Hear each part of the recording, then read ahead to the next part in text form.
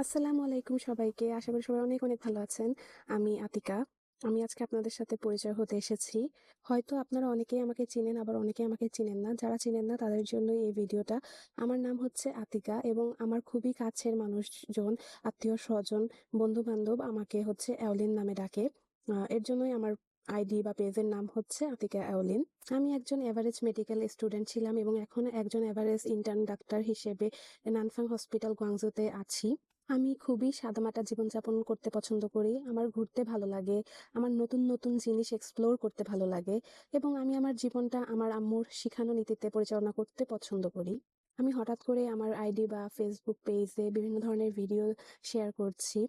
তো এটার মূলত কারণ হচ্ছে প্রথমত একান্তই এটা আমি আমার শখের বশে করছি। দ্বিতীয়ত আমার চায়নাতে আর কয়েকটা মাস বাকি আছে। তো আমি নিজের জন্যই একটা জীবন্ত ডায়েরি টাইপের তৈরি করতে চাচ্ছি যেটা আমি ভবিষ্যতেও দেখতে পারি।